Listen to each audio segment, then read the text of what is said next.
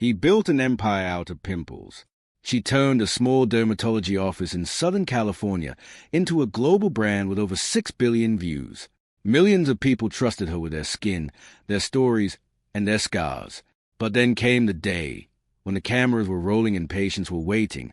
Dr. Sandra Lee quietly experienced the most terrifying moment of her life, and nobody in the room even knew it was happening. The day things took a tragic turn. It was a regular work day at Skin Physicians and Surgeons in Upland, California.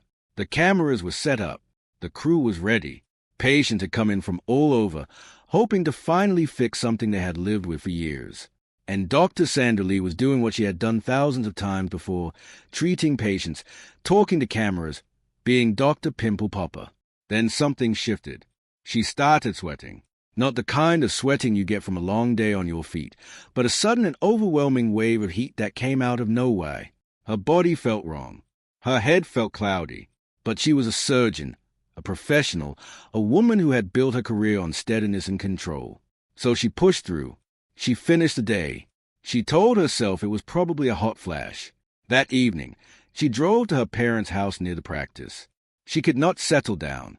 In an April 14th interview with People magazine, she recalled, "I just felt very restless. In one leg I kept feeling shooting pains." She tried to go downstairs to grab something to eat, and that is when she noticed the first real warning sign. Walking down the stairs felt wrong. Her balance was off. Her legs were not cooperating the way they should. She did not sleep that night. The next morning was when the real fear arrived. She held out her left hand and watched it slowly collapse on its own. She tried to speak, and the words came out wrong. "I noticed that I had a tough time articulating and just enunciating," she told People. "I thought, am I having a stroke?" What makes this part of the story so devastating is a detail that most news outlets gloss over entirely. Sandra Lee is a physician. She went to medical school. She completed a residency. She has spent over 2 decades treating patients. She knows the warning signs of stroke cold: face drooping, arm weakness, speech difficulty, sudden confusion, problems with balance and coordination. She had almost every single one. And she still almost talked herself out of going to the hospital. This is not a failure on her part. This is a medical reality that researchers have documented for years. Women experiencing strokes are significantly more likely to have their symptoms dismissed, both by themselves and by others, because those symptoms so often look like something else. Sudden sweating, fatigue, restlessness. In a woman in her mid-50s, these signs are almost always explained away as menopause. Sandra Lee had the exact same instinct. She thought hot flash. Her brain was already in crisis. Her father, Dr. Soon Seng Lee, a retired dermatologist who had built the very practice she now runs, was in the house that morning. He looked at his daughter, and he did not hesitate. He told her to get to the emergency room immediately. She went, and the moment she walked through those doors, the story of Dr. Pimple Popper changed forever. A part of my brain died. The MRI results left no room for doubt. Sandra Lee had suffered an ischemic stroke. A full ischemic stroke, caused when a blood clot cuts off the blood supply to part of the brain, starving millions of cells of oxygen. Every minute a stroke goes untreated, the brain loses approximately 2 million cells. There is no reversing that loss. Those cells do not come back. "It was just a shock," she told People. As a physician, I couldn't deny that I had slurred speech, that I was having weakness on one side, but I was like, well, this is a dream, right? Then she said the line that stopped every room it entered. What essentially happened is I had a part of my brain that died. For most people, hearing a doctor describe their own stroke in those terms is already overwhelming. But think about what it means specifically for Sandra Lee. Her entire career is built on her hands, her eyes, her voice, the precision that lets her remove a decades-old cyst without leaving a scar, the calm, steady narration that makes her patients feel safe while she works, the sharp, articulate presence on camera that built her into a global brand. The stroke attacked all of it at once. She listed her risk factors herself, without any prompting. High blood pressure, high cholesterol, chronic stress. All 3 were present. All 3 were, by her own admission, not under control at the time. Her neurologist, Dr. May Kim Tenser of USC's Keck Medical School, provided the broader picture in the People coverage. She noted that doctors are now seeing nearly 15% increase in stroke prevalence among patients between the ages of 45 and 64. Sandra Lee, at 55, falls directly in the middle of that range. This is not a story about bad luck. It is a story about a generation of high-performing professionals, particularly women, running their bodies past a point of warning for years, and then wondering why the bill comes due. Filming on Season 2 of Dr. Pimple Popper, Breaking Out halted immediately. 20 planned episodes. A brand new show on Lifetime. A second chance at a television career after TLC ended. All of it stopped on a November morning in 2025 because a doctor who spent her career helping other people forgot to take care of herself. The woman who had an answer for everyone else's skin problems had no answer for what was happening inside her own brain. To understand how much Sandra Lee stood to lose, you have to go back to a rural clinic in Malaysia in the late 1960s and a young doctor who was completely out of his depth, the man with the borrowed book. Dr. Soon Seng Lee had come from poverty. He grew up in Singapore as one of 10 children. His wife Irene grew up in Malaysia, also one of 10 children in a family with almost nothing. They met, they studied, they built a life through sheer determination. By the time Soon Seng was working as a medical officer in rural Malaysia, he was competent in general medicine. But skin diseases baffled him every single time. His solution became the foundation of everything. I managed by going behind the privacy curtain to flip through a small book on skin diseases left behind by a U.S. Care Medico team, he told Practical Dermatology. Every time I consulted this book, my interest in dermatology increased, until I decided that I would become a dermatologist. Soon Seng and Irene emigrated to the United States in 1969. Sandra was born in Flushing, Queens in December of 1970, 1 year after her parents arrived. When she was 5, the family moved to Southern California. Her father opened Skin Physicians and Surgeons in Upland, California, the same practice Sandra runs today. She grew up surrounded by dermatology, textbooks everywhere, skin disease photographs on coffee tables that would horrify most children. Sandra was not horrified. She was fascinated. She went to UCLA for biology, completed medical school at Hahnemann University in Philadelphia, and met her future husband Jeffrey Rebish on the very first day of orientation. Jeff came from Westchester County, New York, had played sports at Dartmouth, and arrived at medical school thinking about orthopedics. Sandra changed that. He followed her into dermatology. They married on May 28, 2000, and built both a family and a practice together in Upland. But her path was not clean. After her 4th year of medical school, Sandra did not match into a dermatology residency, the specialty her father had chosen because of a borrowed book, the field she had been raised inside.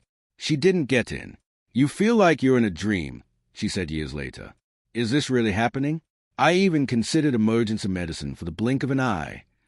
She eventually matched at Southern Illinois University, completed a fellowship in San Diego under renowned laser surgeon Dr. Richard Fitzpatrick, and came back to California to take over her father's practice. Her father's reaction to what happened next was perfectly human. I used to hear patients remark that, "Oh, you are Dr. Soon Lee's daughter." Now I only hear, "Oh, you are Dr. Sandra Lee's father." After this, she did something that changed her life. 6 billion views and a borrowed idea. In October of 2010, Sandra Lee created a YouTube channel. The very first video was dry, professional, and almost no one watched it. For 4 years, the channel was basically a digital advertisement for her practice. Then in 2014, she posted a blackhead extraction on Instagram. It went viral. She had been inspired watching a hairstylist rack up millions of views showing hair treatments online. Could I do this? She asked herself. Because dermatology is a really visual field. She started posting. People could not stop watching. By 2015, she was uploading extraction videos to YouTube regularly and using the name Dr. Pimple Popper. Her single most watched video, a giant blackhead being extracted from an 85-year-old woman, has been viewed over 75 million times. Her business model was simple and effective. Patients received discounted or free treatment in exchange for written permission to be filmed. Everyone left satisfied. Her fans, who call themselves Popaholics, grew into a community of millions. By the time TLC came calling in 2018, Dr. Pimple Popper, the television show, was inevitable. It premiered on July 11, 2018, became the top-rated cable program in its time slot among women 25 to 54 and ran for 9 seasons and 111 episodes. She won the Critics' Choice Real TV Award for Female Star of the Year 3 consecutive times. She launched SLMD Skincare, which expanded into over 1,600 Target stores across the United States. She wrote a book. She appeared on late-night television. At her peak, her YouTube channel was generating close to $100,000 a month. When TLC ended the show in 2023, she did not disappear.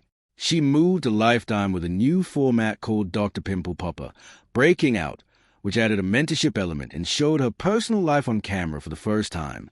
Season 1 aired in April of 2025. Season 2 was greenlit in August of 2025 with 20 new episodes.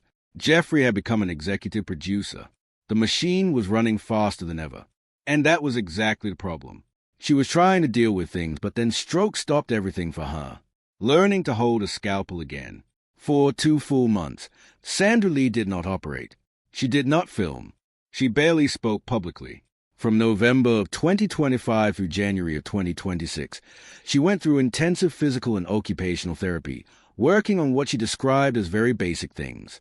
Balance, walking in a straight line, rebuilding grip strength in her left hand. For Sandra Lee, the stakes were brutally specific. A grip weakness in her left hand was not just an inconvenience. It was a direct threat to her ability to perform surgery.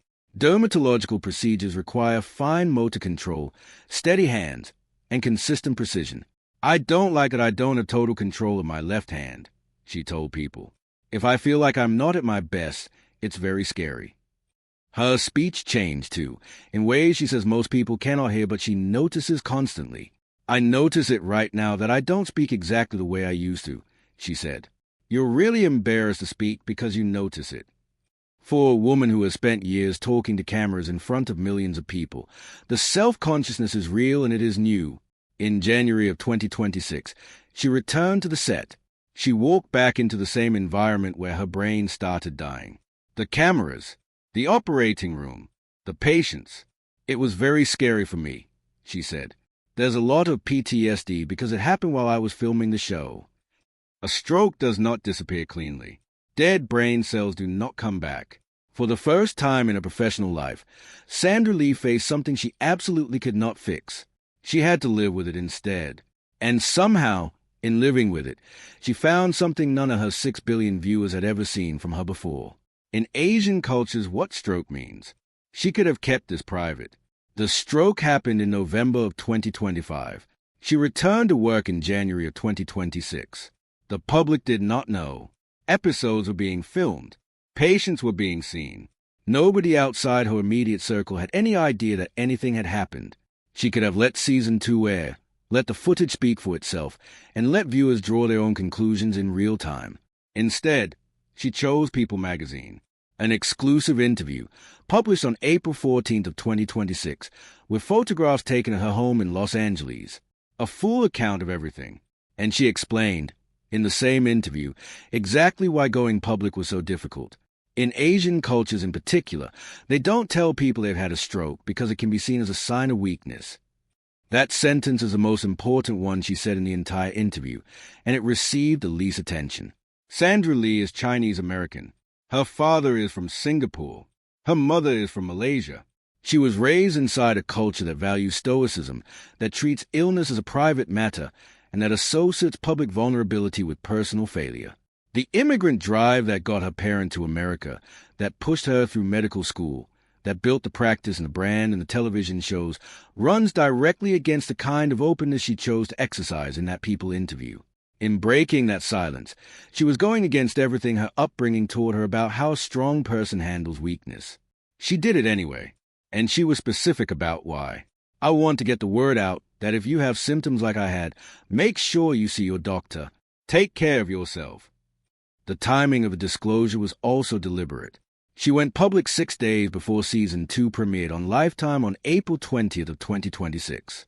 The show includes actual footage from the day of her stroke and her recovery. By speaking first, she controlled how the story was told. She chose a frame. She chose a language. She chose to make her worst moment into a conversation rather than a spectacle. A blessing in disguise. When Sandra Lee calls a stroke a blessing in disguise, she says it without the performance of gratitude that you often hear from people surviving something they cannot fully process.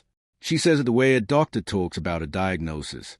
Plainly, precisely, as a fact she has already examined from every angle. I want to think about it as a blessing in disguise, because it reminds you to take better care of yourself. For years, the machine that is Sandra Lee ran without maintenance. A full surgical practice, a YouTube channel requiring constant new content,